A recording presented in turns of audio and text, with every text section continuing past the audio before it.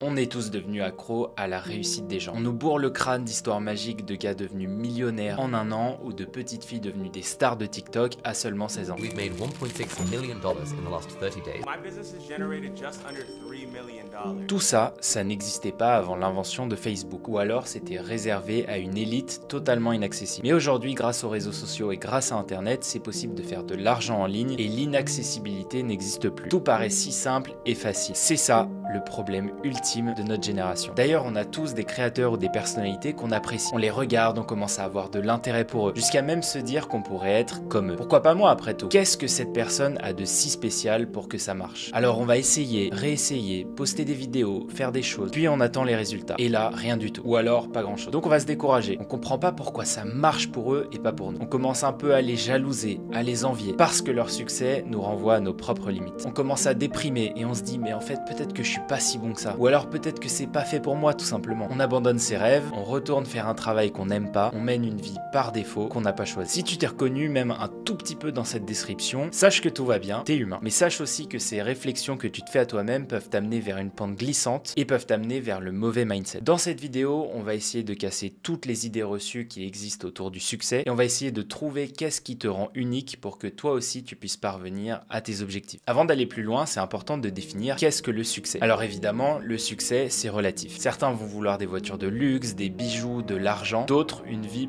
paisible et spirituelle. Personnellement, ma définition du succès, c'est de pouvoir voyager et vivre où je veux, d'être entouré d'amis sains, de ma famille en bonne santé et de gagner suffisamment bien ma vie pour ne pas avoir à regarder les prix d'un hôtel ou d'un resto quand je vais au resto. Tout le reste, c'est du vent. Pourtant, dans la société actuelle, on passe notre temps à se comparer aux autres. Et les réseaux sociaux ont évidemment décuplé ce phénomène. À tel point que les valeurs traditionnelles américaines ont toutes chuté au profit de l'argent. Le patriotisme, l'appartenance à un groupe, la religion, tout ça aux États-Unis, ça n'intéresse plus personne. La seule chose qui a considérablement augmenté, c'est l'argent. Et cette vision qu'on a du succès est totalement biaisée et ça s'explique par 3 points qu'on va définir ensemble. La perception sélective, les avantages injustes et la construction de la chance. Alors il faut comprendre maintenant qu'est-ce que la perception sélective. C'est un biais cognitif bien connu qui dit qu'on a tendance à prendre pour acquis la perception qu'on a de quelqu'un. Mais en réalité, surtout sur les réseaux sociaux, même si on a l'impression de voir quelqu'un, on n'a qu'une micro-fraction de ce qu'est la personne. Même si la personne fait 12 000 vidéos, au final, on n'est jamais vraiment sûr de la connaître. On ne sait pas du tout ce qu'elle a pu traverser pour arriver jusqu'ici. On ne sait pas tous les sacrifices qu'elle a peut-être fait pour en arriver là. Les soirées à monter des vidéos, les situations financièrement difficiles et surtout l'énorme discipline qu'il faut avoir pour être là des années après. Prenons Lena Situation par exemple. Quand elle fait ses vlogs d'août pendant des années, c'est des centaines d'heures de vidéos à monter pendant un mois. Le tout en ayant en plus une vie à côté. Mais ce que voit la personne à la fin, c'est simplement les vidéos qu'elle a publiées. Et c'est cette perception sélective qui nous empêche de voir les côtés difficiles de la vie de quelqu'un. Maintenant, pourquoi est-ce que la vie semble parfois injuste? Alors c'est un fait, la vie est injuste. Je suis le fruit de cette vie injuste. Je suis un mec blanc, français, j'ai fait des bonnes écoles, mes parents m'ont toujours soutenu, mes amis aussi. Pourtant, si je me compare avec les enfants de Bernard Arnault, je pourrais me dire que ma vie est injuste. Alors oui, cette vie est injuste, mais est-ce que c'est pour autant que tu ne peux pas réussir? Certainement pas. Et d'ailleurs, si toi tu utilises ça pour être déprimé et râler toute ta vie, t'as vraiment pas le bon mindset. Et ce raisonnement ne fera que te tirer vers le bas encore plus. La chose que tu dois absolument faire pour rendre ta vie moins injuste, c'est trouver ce qui te rend unique. Et cet avantage unique, c'est pas forcément lié à un capital social ou financier. Et pour illustrer cet exemple, je vais parler d'une des personnes que j'admire le plus, le combattant de MMA, Francis Ngannou. Francis est né dans la pauvreté au Cameroun. Pour aider sa famille, il a dû commencer à travailler dans des mines de sable à partir de 10 ans. À force d'efforts physiques anormaux pour un garçon de son âge, il construit très tôt une musculature et une force incroyable. Plus tard, il immigre en France et commence à s'entraîner en MMA. Son rêve à la base, c'était de devenir boxeur. Quelques années plus tard, il deviendra l'un des plus grands champions de l'UFC, la plus grande organisation de MMA. Pourquoi est-ce que Francis a réussi? Parce que si on regarde, il avait ni les diplômes, ni la richesse, ni le statut. Il a réussi parce qu'il a trouvé son avantage unique. Son avantage unique, c'était une force surhumaine, que ce soit mentale ou physique. Dans une vie injuste, hurler à l'injustice ne va jamais vous aider. Trouver ce qui vous rend unique pour atteindre vos objectifs, ça pourra vraiment vous aider. Alors maintenant, on peut se poser la question, comment réussir quand la vie est injuste? Pour trouver un avantage unique, on peut compter sur plusieurs choses. L'argent, le statut, l'intelligence, le lieu et la chance, l'éducation et l'expertise et les aptitudes physiques. Tous ces critères font partie du framework Miles qu'on peut retrouver dans le livre The Unfair Advantage que je vous recommande de lire à 100%. C'est un livre qui explique toute la théorie qui existe autour des avantages injustes ou des avantages uniques. Et donc l'idée c'est de trouver parmi ces 6 critères ce qui vous rend un petit peu unique. Et d'ailleurs c'est pas parce que vous avez un des arguments arguments que vous réussirez à tous les coups. Par exemple, quelqu'un qui a beaucoup d'argent ne fera pas forcément un bon investisseur. Et ça, on le voit énormément, notamment avec les joueurs de foot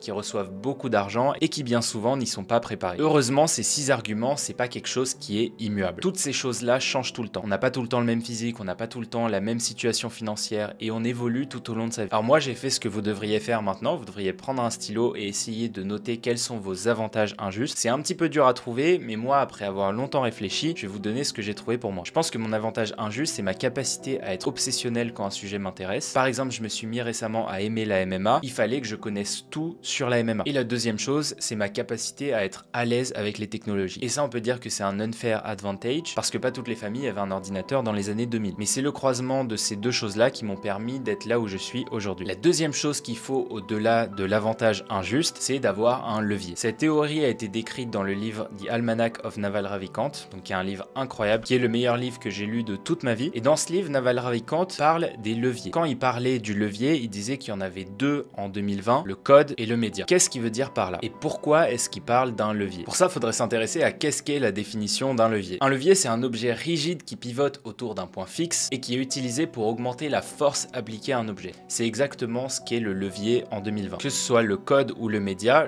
c'est-à-dire la création de contenu sur les réseaux sociaux, ce sont 2 éléments qui peuvent vous permettre d'amplifier ce que vous avez créé. Et peu importe la force que vous avez à l'origine, à partir du moment où vous avez un levier, elle sera décuplée de manière infinie. Pourquoi est-ce qu'il parle du code et du média? Tout simplement parce que ce sont 2 choses qui vous permettent de construire à l'échelle. Construire à l'échelle, c'est la capacité de toucher un maximum de monde avec le moins d'efforts possible. Par exemple, si on compare la création de contenu sur les réseaux sociaux vs une conférence, c'est une évidence que c'est beaucoup plus intéressant de faire du contenu sur les réseaux sociaux. Dans une salle de conférence, il y aura 100 personnes, donc dès que votre vidéo fait 101 vues, ce qui est souvent le cas, ça vaut beaucoup plus le coup de créer une vidéo. Pour le code, c'est un peu la même chose. Avant le code, les industries étaient basées principalement sur les usines, sur la manufacture, et il fallait transformer les matières premières, il y avait besoin d'une main d'œuvre, il y avait besoin d'un lieu. Aujourd'hui, vous pouvez supprimer tout ça, tous ces coûts qui sont fixes, et vous avez juste besoin de vos 10 doigts et d'internet pour générer un revenu. C'est pour ça qu'il parle du code et du média comme d'un levier super puissant, auquel on pourrait ajouter, je pense, en 2023, l'intelligence artificielle. Donc si tu associes ton avantage unique, ça peut être une certaine créativité, ça peut être polyglotte, ça peut être aimer lire beaucoup de livres, bref, tout le monde a un avantage unique et je suis sûr que toi aussi tu dois en avoir un. Et si tu arrives à mélanger ton avantage unique avec de la création de contenu, du code ou de l'intelligence artificielle, il n'y a aucun doute que tu pourras arriver à une certaine forme de succès dans ce que tu fais. Alors maintenant que tu as les armes pour te lancer dans la bataille, comment est-ce que tu peux créer ta chance? Et pour ça, je vais encore une fois m'appuyer sur The Almanac of Naval Ravikant. Et dans ce livre, il décrit qu'il y a 4 types de chances. D'abord, il y a la chance aveugle. Celle-là, on n'a aucun contrôle dessus. C'est cette chance qui fait en sorte que tu puisses soit te faire renverser par une voiture, soit gagner au loto. Ensuite, la deuxième chance, c'est la chance due au travail. Plus tu travailles, plus tu génères du mouvement autour de toi. Encore plus sur les réseaux sociaux, plus tu vas créer de vidéos, plus tu vas être visible et plus tu récolteras les fruits de ton travail. Donc plus tu travailles, plus tu génères du mouvement autour de toi, tu vas attirer des opportunités. C'est plus long, c'est sûr que ça demande des efforts, mais si jamais tu comprends ce qui marche pour toi, c'est à ce moment-là que tu vas avoir du succès. D'ailleurs, ce graphique l'illustre très bien parce que la plupart des gens s'arrêtent avant le "this is pointless". Ensuite, il y a la chance due à l'analyse. Si tu es en avance sur ton domaine et que tu sais saisir les opportunités, tu généreras une chance parce que tu seras là au bon moment. C'est l'exemple des frères Winklevoss que vous avez sans doute vu dans le film The Social Network sur l'histoire de Facebook et qui sont devenus milliardaires grâce aux cryptos, tout simplement parce qu'ils s'y sont intéressés très tôt. Et ensuite, il y a la chance due à ta personne. C'est ce qu'on peut lier un petit peu à l'unfair advantage, c'est ta propre personne, ta propre personnalité, tes connaissances. Comment est-ce qu'on peut faire en sorte que tu puisses atteindre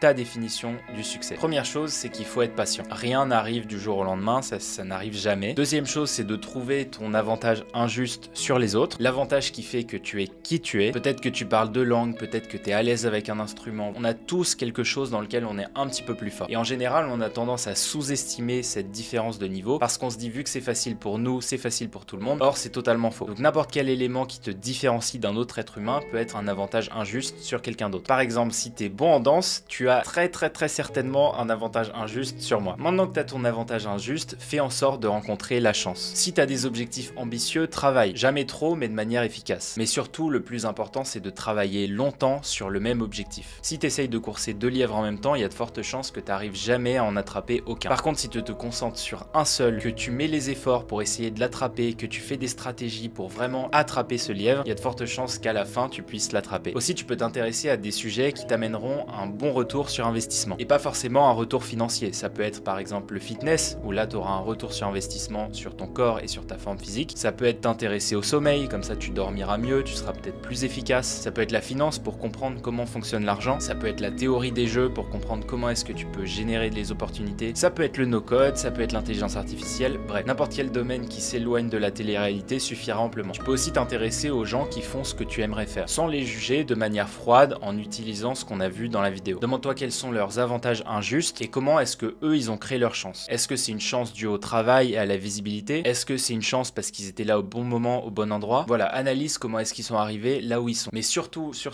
le plus important, c'est rappelle-toi que la vie est un jeu en solo et que tout le temps que tu passes à envier quelqu'un sera du temps que tu leur donneras et que tu perdras pour toi. Voilà, cette vidéo est terminée, j'espère qu'elle vous a plu. N'hésitez pas à lire ces deux livres, franchement, qui sont incroyables. Moi, c'est les deux qui m'ont le plus servi, je pense, jusqu'à aujourd'hui. Les deux sont en anglais, mais je pense que vous pouvez trouver des résumés en français. Et si vous voulez vous créer un levier et apprendre le no-code, vous pouvez aller voir la plateforme No Code City qui est juste là. Il y a plein de contenus et de formations gratuites pour vous aider à créer des outils sans savoir coder. Donc voilà, n'hésitez pas à aller voir, je suis sûr que vous apprendrez plein de trucs. Et si cette vidéo vous a plu, vous pouvez la liker et vous abonner. Et sinon, on se retrouve très bientôt sur cette chaîne YouTube. D'ici là, gardez toujours cette envie d'entreprendre. Ciao!